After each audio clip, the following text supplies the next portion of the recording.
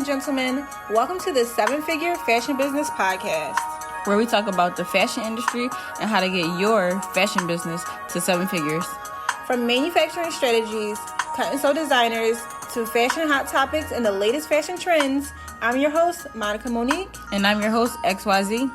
And let's jump into today's episode. All right, you guys, hello. This is Monica Monique coming to you solo because I'm just going to do a quick little story time, recap, catch up. But as a lot of you know, I am just coming back from Bali, my trip that I went on with the Start Your Fashion Business retreat that was in Bali this year. This was their cohort 1. And you guys, I am so excited to tell you and catch you up on my trip. But before we do all that, I wanted to introduce you guys to Phil. Now, Phil is the partner of Stephanie.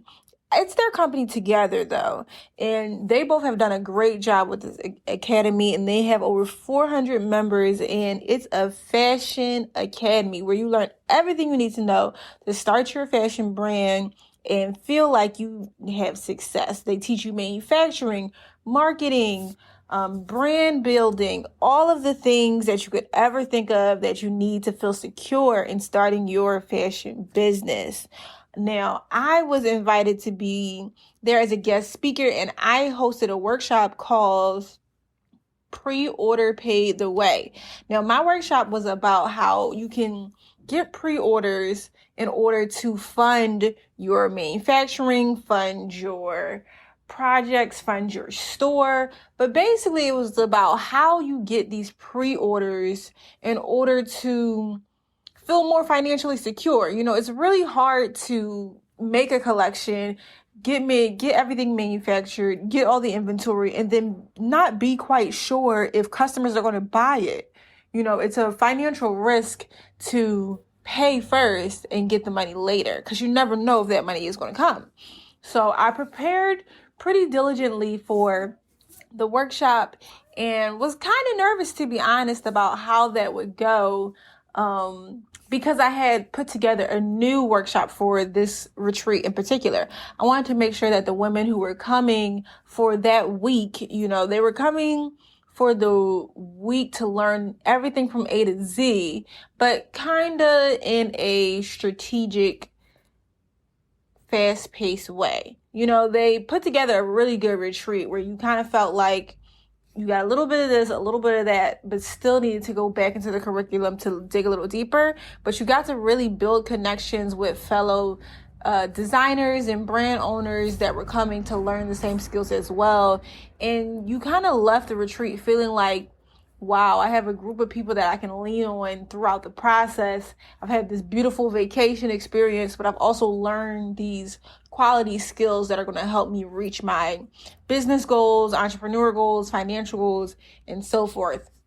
So my workshop was about how you can build the hype around a premium product in order to get pre-orders for that product and kind of alleviate some of that financial stress. But either way, so before we get into all that, which is going to be our next episode, I wanted to introduce you to Phil. Now, he is he'll explain it himself, but he does the videography for the workshop, for the course. He does the marketing, and he is pretty much the man behind the scenes of the Start Your Fashion Business. And we had a lot of great conversations throughout the retreat, just about little stuff like books and podcasts to listen to and different tips that you hear from different entrepreneurs just throughout this journey of being an entrepreneur. And I really thought he had an interesting point of view on a lot of topics and stuff that you guys need to hear. Maybe you guys want to create a course, or maybe you want to dig deeper into the behind the scenes of it and what it really takes. So I sat down with Phil for like 15 minutes and we had a really good conversation, and I wanted you guys to hear this conversation, get some takeaways, and just really enjoy. So here it is. All right, you guys, before we get into this episode, don't forget we have a Patreon now.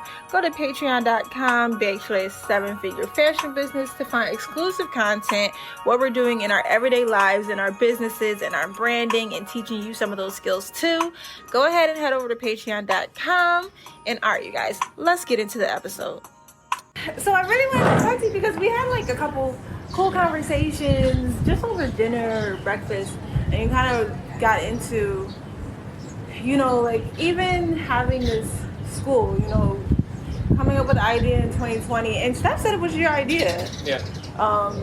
And you kind of got into like a little bit of the stuff that people don't see or talk about as much. So I wanted to kind of get your like perspective on how you feel like your view of the business, like the positive side and the negative side. Like what made you think of the idea, and then how did you bring it to life?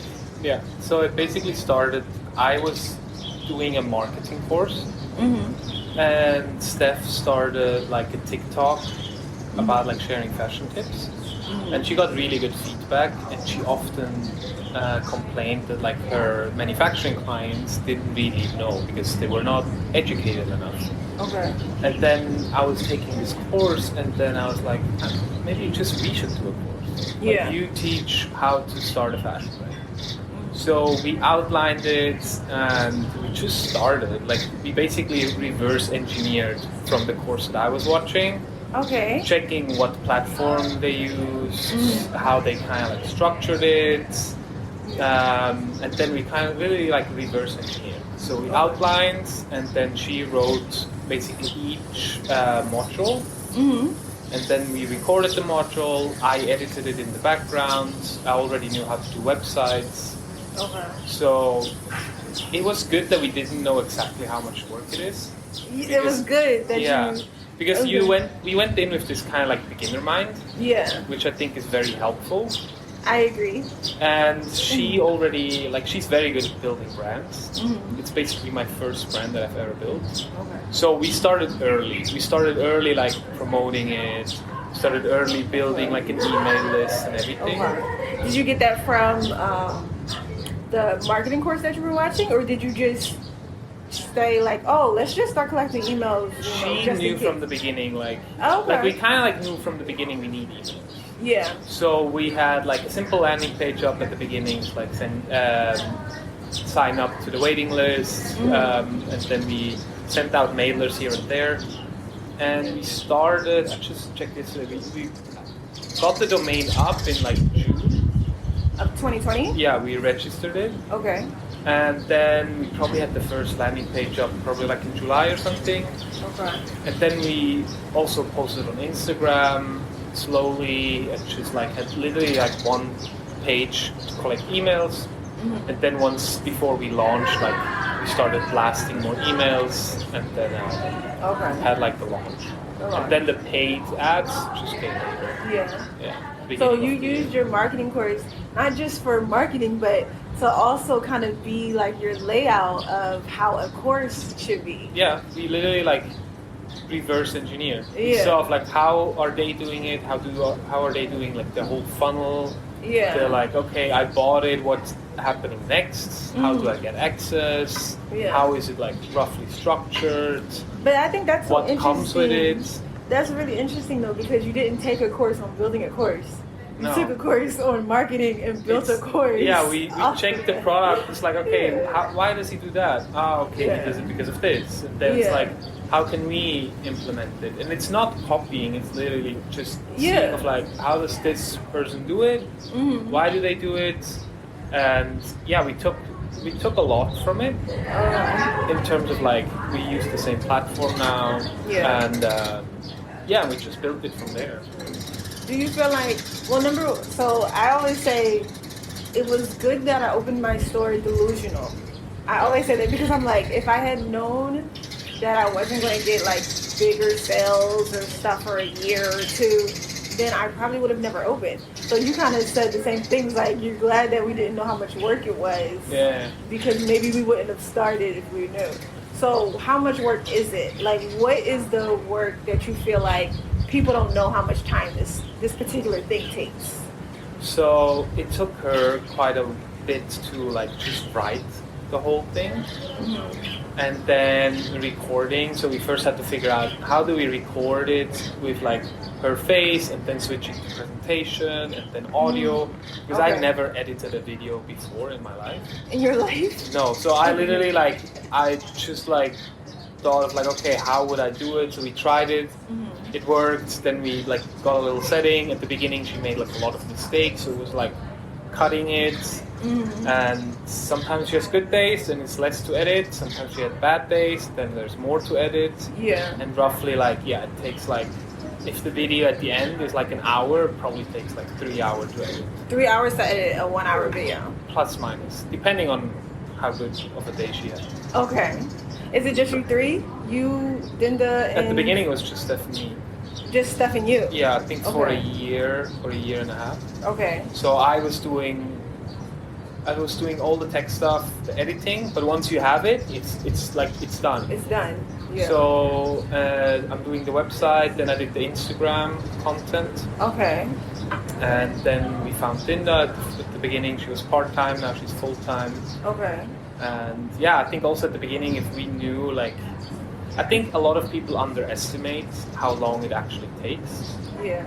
There are some people that make it like very big, very short, but these are the outliers. Right. But I think we have to have a bit more patience, because like we're in business less than 3 years, but we already have like 400 students. But then you see other ones. I feel like you're doing really well. Yeah, but then it's always like you always want more. You know? And you always orientate yourself at bigger people, and then it's like, why are we not there? And then you forget where you're coming from. Yeah, no, because I feel like you guys are doing well. I mean, you got a whole retreat in Bali that was really successful, I would say, from everybody's point of view and what everybody is saying about it, and even the people that are in your course. So I feel like 3 years, that's not even that much time. Y'all are doing a really excellent job. And now, still with a small team of 3 people, that's kind of crazy. Yeah, we just... Like Stephanie and I, we said from the beginning on, we don't want to hire a lot of people because we don't really want to manage a lot of people in that sense. So we want to keep it small and lean. Yeah. And that's a bit like our goal, and like to keep it more like in a digital world. It really works with digital products because we don't have to think about shipping and that. But that's a bit like our intention, to keep the team small and like really like put the people there where they have their skills. Yeah. Do you feel like now 3 years in, and you said you re-recorded a lot of the first videos and stuff that you did, do you feel like the business is, like, for example, a lot of people say with courses, you build it one time and then you can make money for the rest of your life. Like, you only have to, it's like set it and forget it. You do the videos and then you just collect the money as new students come in. Do you feel like it's as easy as people say? Because you already now 3 years in had to re-record a lot of those videos and content. Yeah. Do you feel like it's a business where you can kind of set it and forget it? Or do you feel like it's still everyday type labor? I think we always try, or we always over-deliver. So we're very like product orientated. So we updated the course because there was new things coming up, like TikTok. Before, nobody really knew like TikTok ads. Now it's a bit more common. Yeah. So we want to integrate that. We added 2 whole more weeks. Okay. So now we're also talking a bit about mindset, because I feel like that's a lot of what people struggle with when they start a business. Yeah. To even feel like a business owner. So we added that in. Because there are other courses in there. They have also a course on how to start a brand, but their videos are like 3 or 5 minutes long. Right. Our videos, like the longest is probably 1 hour 20. Right. Okay. So it's really low. It's like a college course. Yeah. So we really we put a lot. Like the the course that we have right now is 10 weeks. I think it's a total of 34 hours of video content. Okay. So we really try to hit every corner. Yeah. And really have and give the students all the tools. They maybe not need it straight away. But since they have lifetime access, they can always come back, rewatch it, Yeah. and then like use it again. Yeah. So I mean, I feel like I said this yesterday in the presentation. I feel like when you scale faster, like imagine if you had 1,000 students. It might be like a struggle to have 1,000 students 3 years in. Like it might be more people that have questions and want to talk to you and want to get somebody on the phone. And like, what if that's too much for just 3 people to handle? I feel like y'all are scaling at a really great pace. Yeah, but since it's like a digital product, you can, like, it's not, if one student signs up, or if 20 students sign up in one day, it's not more work. Because we automated pretty much everything in that sense, and we have a community where they can like interact and engage, and we have live calls. And so is your community automated? Like your community engagement, who manages the community? This is like mostly Linda. Okay. Linda and Steph, they're in the community. Okay. But once they, like, for example, enroll, they get automatically access. They get automatically like signed up to the mailer list with like the student updates and everything. Yeah. So that sense of the business is very much automated. Yeah. But the community would just grow quicker. But I think, it will probably be an adjustment. Yeah. But it's like a problem it's nice to have this problem. It's nice to have that problem. Yeah. Do you as yourself feel like, okay, because you said it's your first business, so do you feel like you can pat yourself on the back like, hey, I did really good for my first business. I'm really successful. No, I'm very critical. Why? I'm more like, there's just like always some like little constructions in the business that you're like, we should do this better. But still, like, for your first business, this is really great. Like, even you saying, like, I never edited a video before, and now you're, like, you have a 10-week course that's 34-hour length of different videos. Like, I feel like this is a great... Yeah, I think most of the people are their harshest critics themselves. Mm-hmm. So, we're just trying to continue and, like, grow faster and grow bigger, and if we would just like lie back, we probably would not get there. So I think it's good to be a bit self-critical, and see of like, we should improve this and that, because there are people that think like what you said, it's like you do it once, then you're done for the rest of your life, but then you will not nurture your community, because maybe they start a brand, but what if then they have the brand running and maybe want more like mentoring, or want like really work on something specific? So that's why we also work on like other products for like people that are then at the next stage and really want, for example, to step up their wholesale game. So we're always trying like to come up with new ideas. So you come up with products that support the community. That supports them along the way. Okay. So, for example, they start a brand with the program, and they're making their sales, everything is running, but now they see of like, hey, wholesale, I could do more. So our plan is to offer like boot camps, where it's like an intensive like month, where you like get together. It's like a small group with like 5 brands or so. That you really like specifically work just on wholesale. Okay. For example. And then that's like a premium experience. That's then a bit more premium than the course, which is self-paced, because the boot camp would be very like you work closely with Stephanie for a month, just like literally on this product. I think that's what I'm saying. Like, y'all are doing good, because like even the ideas that y'all are having, like, we see that they're having the same pain point.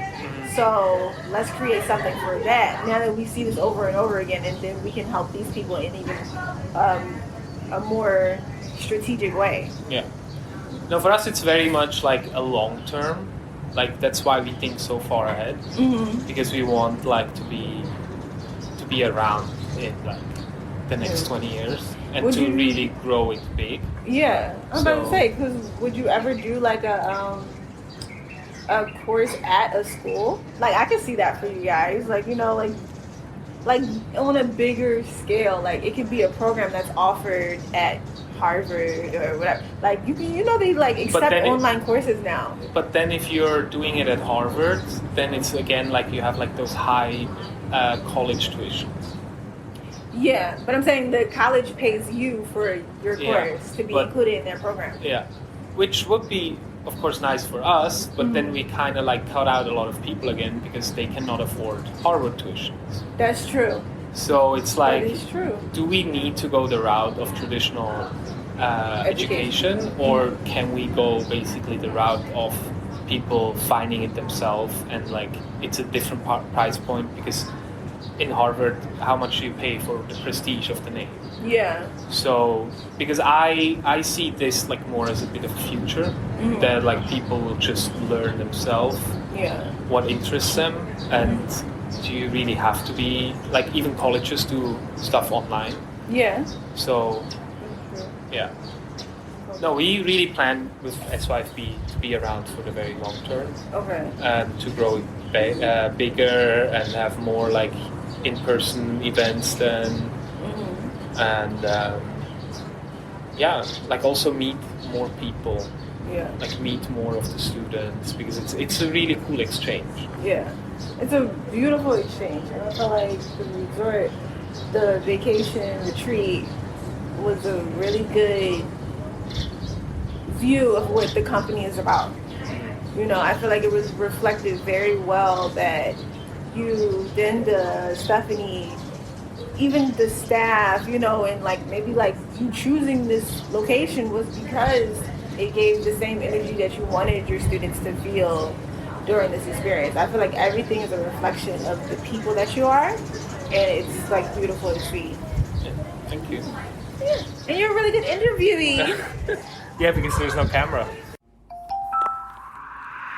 All right, you guys, I loved that interview. And I thought one takeaway that was really important was when I brought up Harvard, I'm thinking like, oh, this would be a good business opportunity for your company. But he's like, no, because their tuition fees will be more than what we would want our students to pay, which is also a representation of how much they value their students, their hard-earned money, and what they have right now in order to pay for their education, and they don't even want to overcharge or go beyond what they think their students will be able to afford. So I thought that was a really good perspective that he had on that.